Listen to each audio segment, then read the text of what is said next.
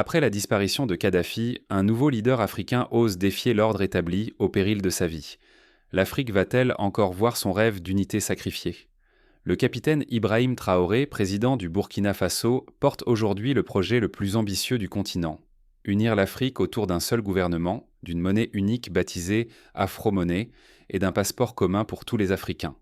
Une vision puissante qui promet la liberté de circuler, la fin des frontières et le partage équitable des richesses du continent. Mais comme Kadhafi avant lui, Traoré est devenu l'homme à abattre pour l'Occident. Car si ce rêve prenait forme, c'est tout l'ordre mondial qui serait bouleversé.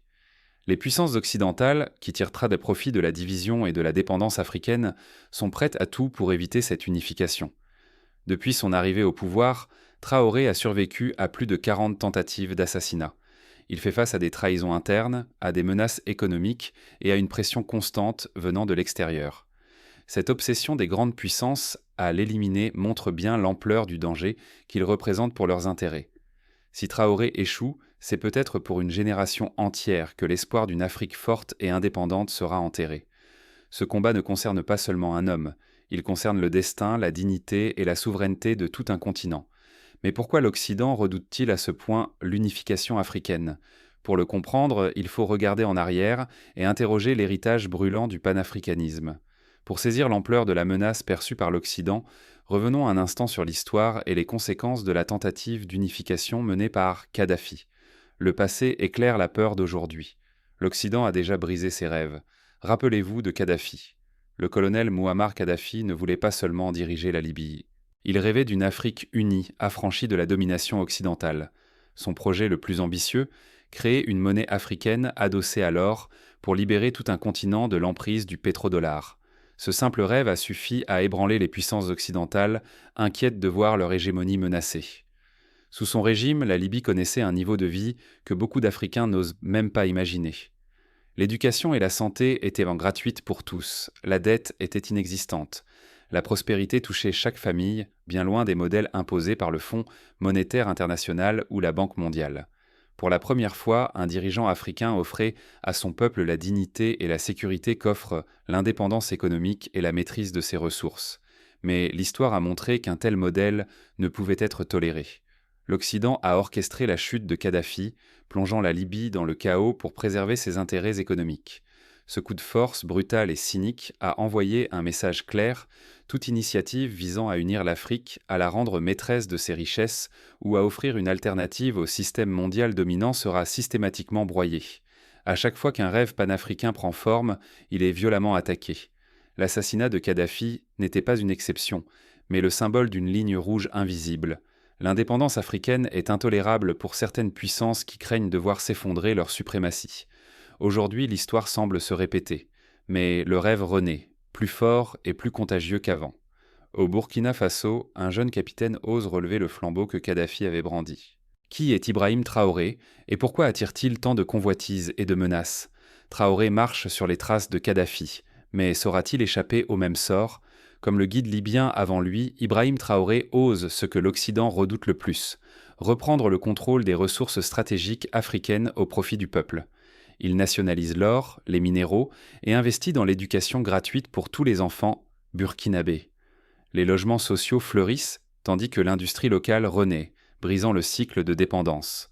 Cette révolution silencieuse devient rapidement un exemple pour la région. L'écho des initiatives de Traoré franchit les frontières et inquiète les puissances occidentales. Et si d'autres pays, du Mali au Niger, suivaient en ce modèle et se libéraient à leur tour? Alors, la riposte s'organise.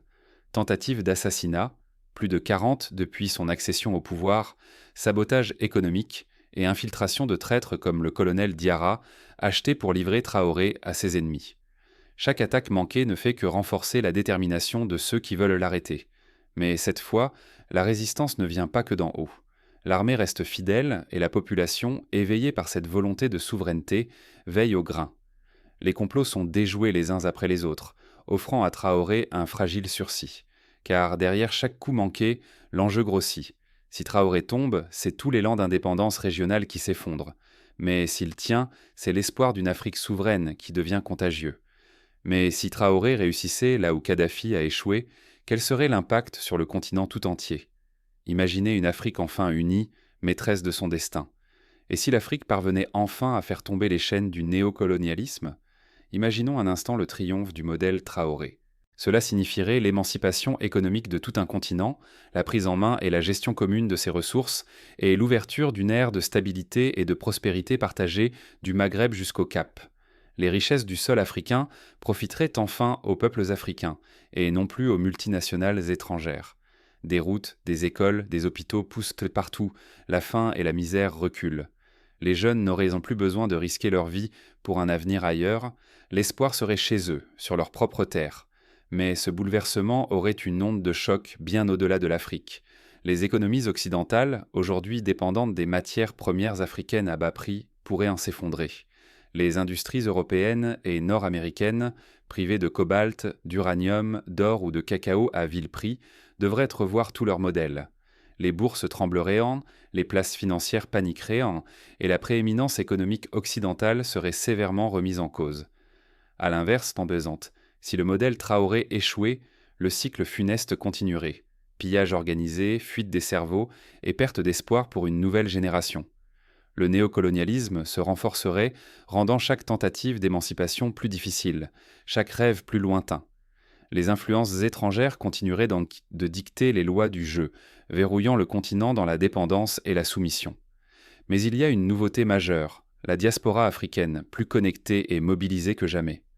Si l'Occident s'attaquait frontalement à Traoré ou à ses alliés, une riposte économique et politique massive pourrait s'organiser, portée par des millions d'Africains à travers le monde. Pour la première fois, l'Afrique joue sa véritable autonomie, la diaspora sa fierté, et l'Occident l'avenir de son modèle économique. Le moment est décisif. Tout se joue maintenant entre liberté et dépendance, dignité et humiliation. Mais alors comment l'Afrique peut-elle défendre ce souffle nouveau contre les pressions et les ingérences? Découvrons ensemble quelles stratégies concrètes pourraient consolider cette renaissance africaine. Comment chaque citoyen, africain ou allié, peut-il renforcer cette nouvelle indépendance? C'est la question cruciale car l'enjeu dépasse le destin d'un seul homme. Il s'agit de l'avenir d'un continent tout entier. La première étape, c'est de soutenir l'éveil de la conscience collective africaine. Cela passe par l'éducation, la diffusion d'informations non censurées et le partage d'une histoire revisitée du continent. Chaque fois qu'une voix s'élève pour relayer la vérité, pour raconter ce que les médias dominants taisent, elle affaiblit le discours colonial et renforce la souveraineté intellectuelle africaine.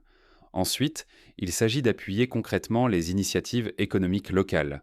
Privilégier les produits africains, encourager les entrepreneurs du continent, refuser la dépendance envers les multinationales étrangères, voilà comment chacun peut participer à la reprise de contrôle sur les ressources.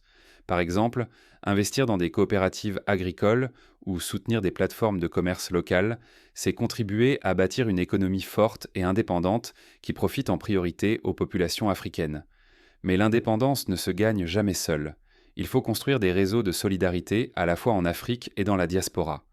Organiser des associations, créer des ponts entre les communautés, partager des compétences et des ressources, c'est ainsi que l'on peut résister aux pressions extérieures et tenir tête aux manœuvres de déstabilisation venues d'ailleurs. Refuser les récits occidentaux dominants, c'est aussi oser raconter l'histoire contemporaine depuis un point de vue africain. Valoriser les réalisations de leaders comme Kadhafi ou Traoré, documenter les réussites économiques et sociales du continent, donner la parole à ceux que l'on a trop longtemps réduits au silence, c'est s'armer contre la manipulation et redonner confiance à toute une génération. N'oublions pas, sans mobilisation massive, l'histoire risque de se répéter indéfiniment. L'Afrique ne pourra rompre le cercle vicieux du néocolonialisme qu'en s'appuyant sur la détermination de ses citoyens, la force de ses solidarités et la puissance de sa narration. Mais comment transformer cette prise de conscience en un véritable changement durable? Regardons ensemble quelles pistes concrètes ouvrent l'espoir d'une Afrique résolument tournée vers l'avenir. L'heure n'est plus à la passivité. L'Afrique écrit son destin et vous en êtes acteurs. Ce que nous venons de traverser n'est pas une simple chronique politique, mais un appel à la conscience. Devant la répétition de l'histoire de Kadhafi à Traoré, une réalité s'impose. Chaque génération d'Africains doit choisir entre la résignation et l'audace de défendre sa souveraineté. L'indifférence n'est plus une option. Rester silencieux, c'est accepter que d'autres décident tôt pour le continent, que ses ressources continuent à enrichir l'extérieur et que l'Afrique soit condamnée à rejouer le même scénario d'ingérence et de prédation. C'est une défaite collective, une perte d'argent, de temps, de dignité et d'opportunités pour tous. Mais face à cela, chaque voix compte. Que vous soyez au Burkina Faso, au Sénégal, en Côte d'Ivoire, au Congo ou dans la diaspora, votre engagement pèse. Soutenir la souveraineté africaine, c'est défendre l'accès à l'éducation, la santé pour tous, la maîtrise des richesses naturelles et surtout la liberté de choisir sa voie. Refuser la fatalité, c'est aussi refuser d'être manipulé par des intérêts extérieurs qui craignent l'unité et la prospérité africaine. La révolution de Traoré, comme celle de Kadhafi, est bien plus qu'une question de pouvoir. C'est un cri pour l'éveil collectif, une invitation à reprendre la main sur l'avenir. Ce rêve n'est pas réservé à quelques dirigeants. Il appartient à tous ceux qui croient en la dignité africaine. Sans mobilisation, la page se refermera sur de nouveaux drames. Mais l'histoire n'est jamais écrite à l'avance. Refusez d'être spectateur. Informez-vous, débattez, partagez, organisez-vous. Soutenez là où vous êtes toute initiative qui va dans le sens de l'indépendance réelle et du bien commun. Votre choix aujourd'hui façonnera le visage de l'Afrique demain.